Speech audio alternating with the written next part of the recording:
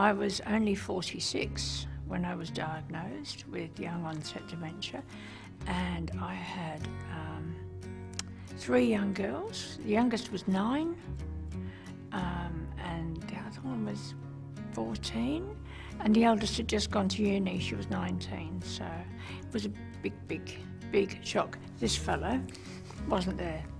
Well, he was somewhere else, though, you know, not with me. So at that point in time, you were in the middle of a divorce, is that right? It had just come through, and I write about this because it had just come through, and we just moved house at the weekend, and then on the Monday I got diagnosed. So we just bought the little house for my daughters and myself, and then I got diagnosed. So it was just totally world tilted everywhere. It was just wrong. And how did the diagnosis come about? Well, I'd had headaches, and what I thought were symptoms of stress. I got lost going to work and got confused taking my eldest daughter to some tutoring and then trying to find my way home. She assumed I could find my way back again, which I couldn't. And I got names muddled up at work, and I could no longer remember things. I had a razor-sharp memory, so I could remember Medicare numbers, everybody's phone number, bank account numbers, rattle everything off. It was no longer there, all gone, all faded. And did it take long to get the diagnosis?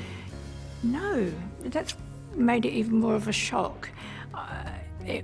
Probably about 6 months, really, going to see a new doctor, and then having tests and scans, and then going into the doctor's thingy, anyway, the place where the doctor sits there, and then being told I had young-onset dementia. It was just 6 months, and I didn't expect it because I was only 46. I thought he'd say stress, headaches, take some time off work, which would have been nice. But instead he said, no, you've got to retire immediately. You're going to be in a nursing home in 5 years' time and dead within about another 3. And that's 20 years ago this year, yeah. Yeah, so I've outlasted that. What was your job at the time? Oh yes, I was advising the Prime Minister on science and technology and managing the Cooperative Research Centres program, which had been set up by Hawke Keating. And it was, back then it was about $130 million a year, so I was managing that, as well as managing the Australian Science, Technology and Engineering Council. I was secretary for that. As well as policy to the Prime Minister on anything, medical research, nuclear research, waste disposal, genetic engineering, information technology, you name it. I had to provide advice and information and briefings, yeah. And you had to retire from that job? Yep, immediately. The doctor said I shouldn't be in any responsible position, let alone in charge of taxpayers' money, like the Cooperative Research Centres program. So that was the end of that. And Paul, can you tell us about how you and Christine met and formed your relationship? Yes, well, we actually met through an introductions agency, and we hit it off pretty quickly. We went for a long walk around Lake Burley Griffin and started seeing each other and got married a year later. But Christine did tell me after 1.5 hours walking, she's a good walker, it was a 6-hour walk, that she had Alzheimer's, which was then the diagnosis. But something told me I could handle that, and my father had died with Alzheimer's, so I had some idea of what it was like. But here we are. We're just about to come up to our 16th wedding anniversary. So. So it would have been about 4 years into your diagnosis when you met? I think so. Maybe about 3 or 4 years, yeah. Going to introductions agency, my daughter really thought I was succumbing to the dementia. You know, you don't do that sort of thing. But then, as she said, my eldest daughter said, "Mum, you don't even do dementia like a normal person."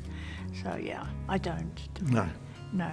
So I went to an introductions agency and didn't tell them about the diagnosis because I thought, well, they won't give me any blokes. So there we go. I got you. Yep. Cool. And you're stuck with me, I hope, Yep. for a long So, time. Paul, are you still working?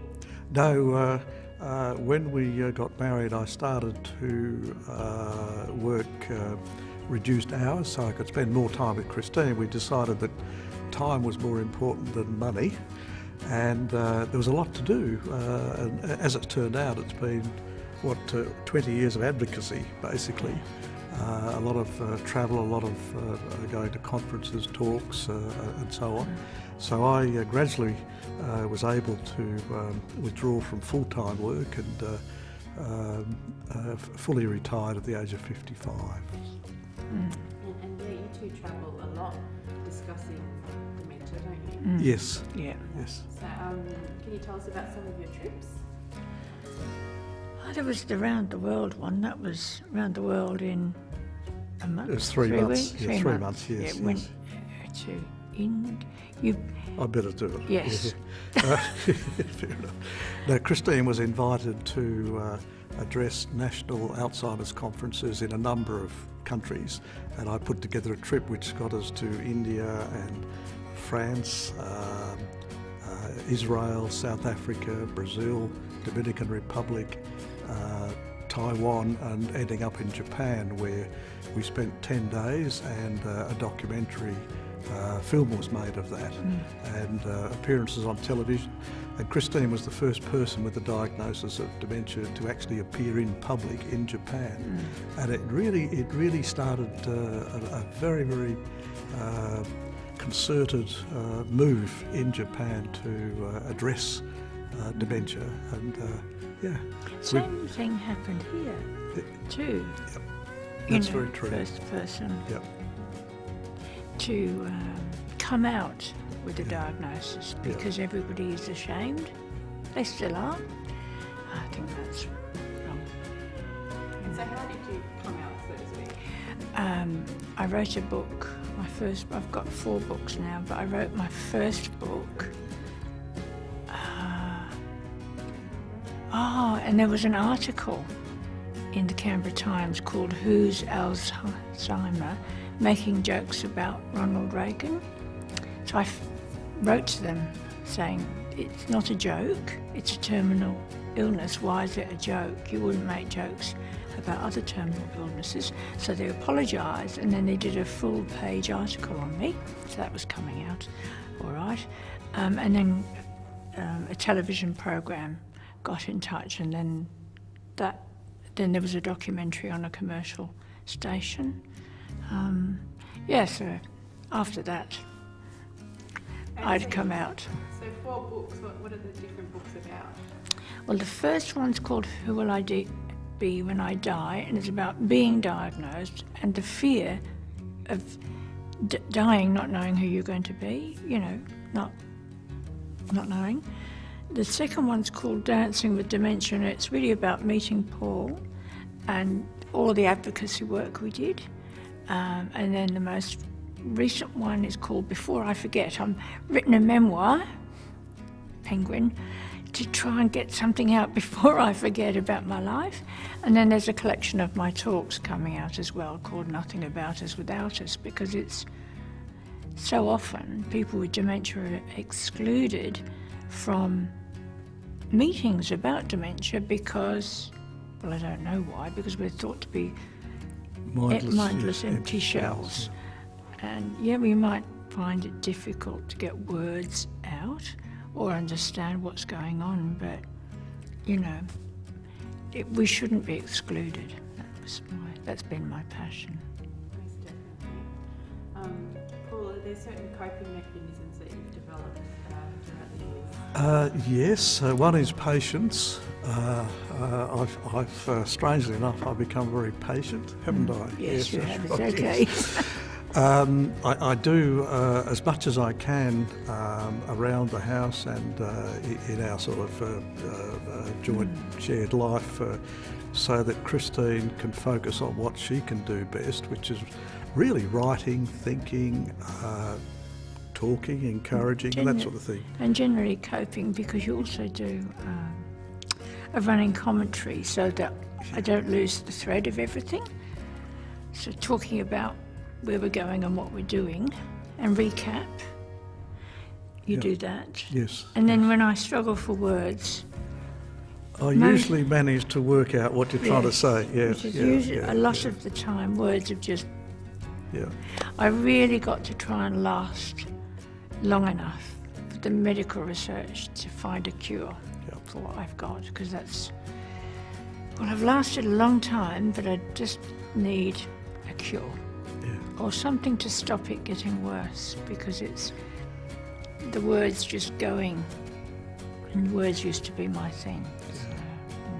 So, The other aspect of my coping mechanism is to have something completely different to do. And so one day each week I go into our local jail, which is one of the biggest in Australia, as a chaplain. That way I'm not worrying about me, but starting to sort of think about other people and so on. So I always say to people who have a loved one with dementia that it's important that you have something that's completely for you, whether it's golf or whether it's gardening, or in my case going into jail or whatever, just to have that that time out to yourself. That's probably applicable to all care. It would be. Yeah. Yep. Now, Christine, I believe you've developed some techniques to act normal, so to speak. Faking it. I try hard to fake normal. It's by speaking slowly, waiting for the words to come, and then if they're not arriving, to try and just fade out, or try and describe it in longhand, as it were, with a long way of talking about whatever it was I was going to talk about. Or just stop and hope nobody notices that I've obviously lost the plot. And there's lots of things I don't. I have to write everything down. Oh yeah, and put everything in the phone, everything, because what I did yesterday's in the phone. So that if someone asks me, "Did I enjoy yesterday?" I have to look at it, because otherwise I won't know what I did yesterday. Or if they say, are you looking forward to tomorrow? I have to just wait a minute and look, and then I can work it out. But it's funny, I have to have this external memory. It's not funny, it's odd funny, yeah. Are there any positives to having dementia? Well, I'm not at work. When I first retired, I actually enjoyed seeing the world in the light, because I only ever saw it in the dark, collecting, after work, and it was really quite positive, gardening and doing things, and I would never have met you. There's a big positive. And having time to reflect, and having been able to contribute to something meaningful, I feel as if there's a legacy of something meaningful, because when I was advising the Prime Minister, it was useful stuff, but it wasn't meaningful to people. So what I'm doing now is more meaningful and helpful to people, and that matters. A lot of that is trying to generate more interest and support in medical research. Yes, definitely. We definitely need medical research. It's a public good. As well as may well generate income, research, industry type spin-offs and benefits, but it's a public good. We should be spending money on things that benefit our nation. That's what I want my taxes to be spent on. It's like infrastructure isn't just roads, it's medical research. It's the backbone of our society, it's the backbone of how we look after each other. So I think it's really, really important. Paul, when I was speaking with Ida just before, she was touching on the dementia-friendly communities. I imagine you're probably quite familiar with the concept. Do you want to speak a little bit about those? Yes, we've been very, very impressed with Japan, for example. They have now trained 6 million or more people, just ordinary people, from school children right up through to elderly people, have done basic training in dementia, in helping people with dementia. And it means that a person with dementia who's still physically active, we're not talking about people in the late stages, can go to the local shops, and the local shop assistants will know how to help them with money, credit cards, shopping or whatever it is. Taxi drivers will understand why the passenger needs a bit of help getting in or out or finding their way home or whatever.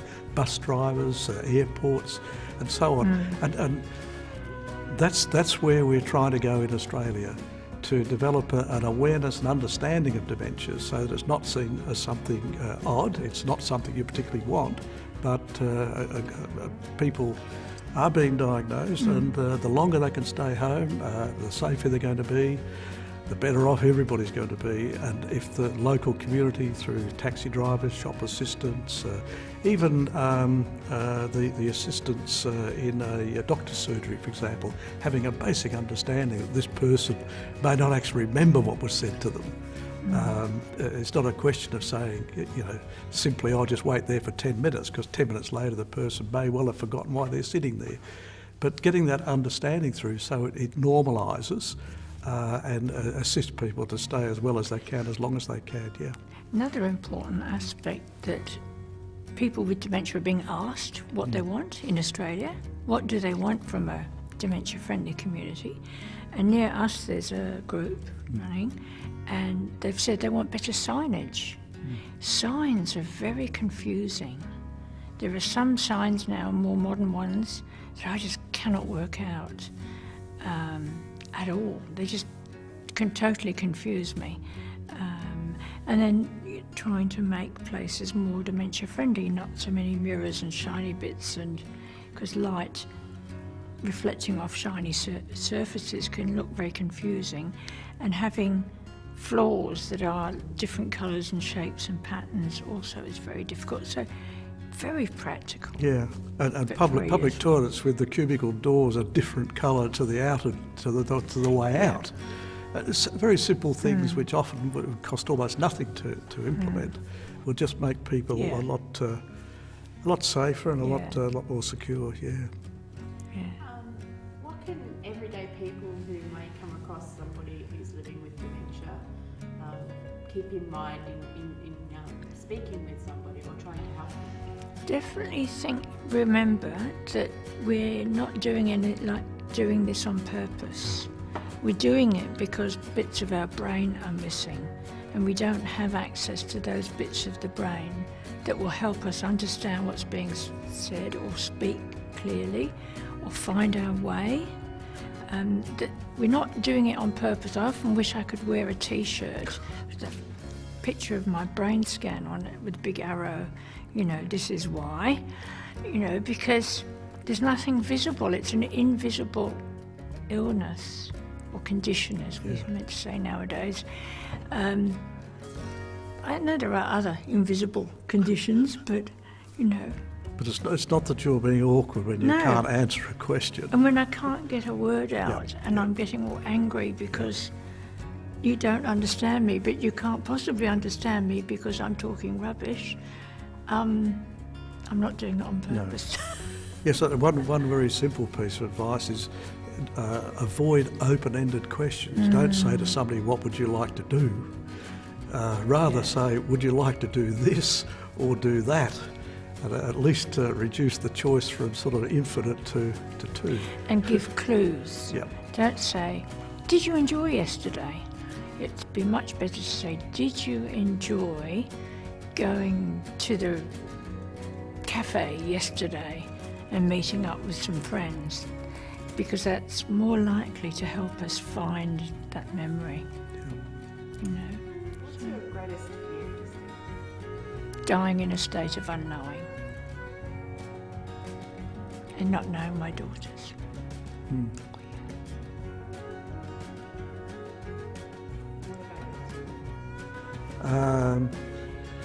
Yeah, I haven't thought that far ahead, quite frankly. Sort of take it one day at a time. But, yeah. I'm just going to quickly see my notes and see if Okay. there's anything else I haven't touched on. So I go now. No, you're not allowed to Well, escape that. Okay. Can we talk about future-proofing? Yeah, that's a good idea. Future. We could. How long have we got? Yep. Okay. Going.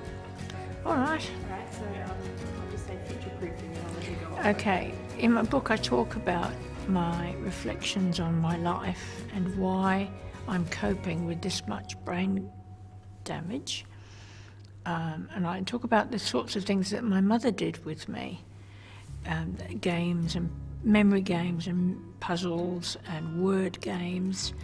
And they really set me up, and we used to do IQ tests for fun.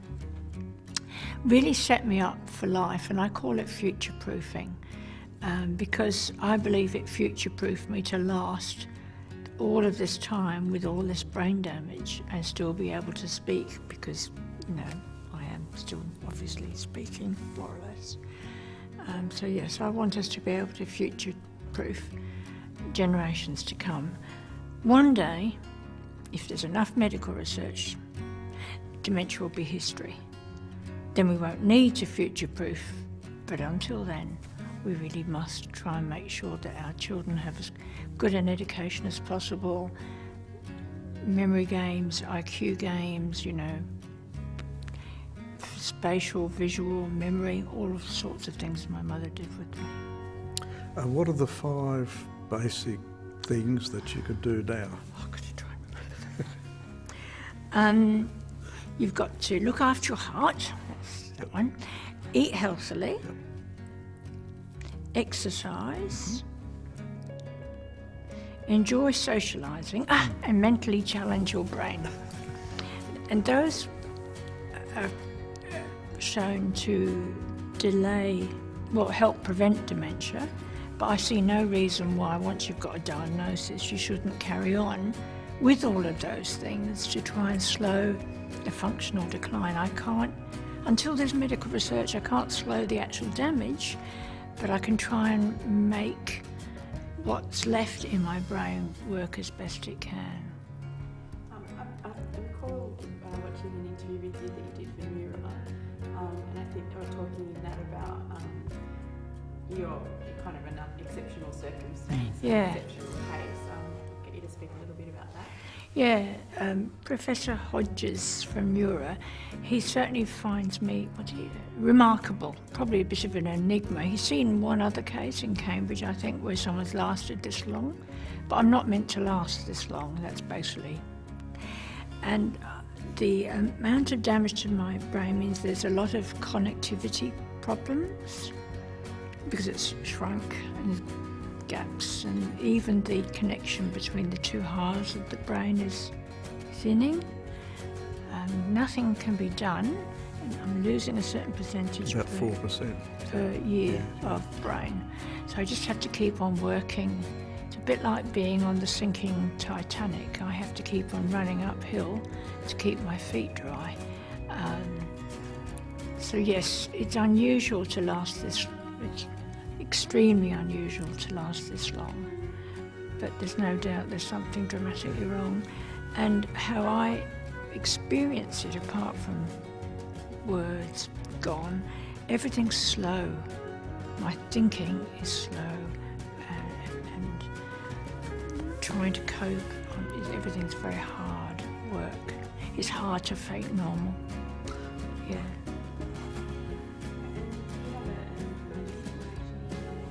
Oh yes. Paul puts on the Exelon patch to try and help with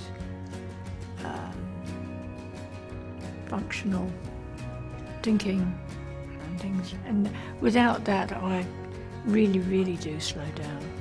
So I do have help with that. That's the only one, isn't it? Yes, that that's right. helps. Yep. Yeah, it helps with increasing the level of acetylcholine, I think it is, Yes. in the brain. So it helps with the connections, of which I don't have so many. So I need as much chemical transmitter as I can to help have a few signals firing in my brain. And I guess part of what you'd hope medical research might produce is some sort of medication, or ideally a cure, obviously. Ideally a cure, so I could get better, but I would settle for not getting any worse. So there's nothing for dementia. There's nothing to stop the brain disappearing. So that would help. If it could stop it in its tracks, that would be fantastic. Growing new brain, who knows? But I would like it stopped in its tracks so that I'm cope with what I've got. And also research into care for people with dementia. Yeah. The importance of social support and so on, very practical aspects of medical research, yeah.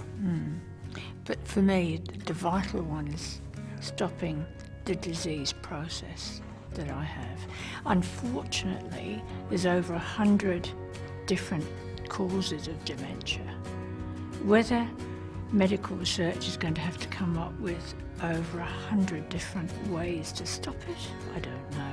It would be wonderful if there was some fundamental biochemical process, or a couple of fundamental biochemical processes that could be addressed. Whatever, however they're fixed, I want them fixed soon.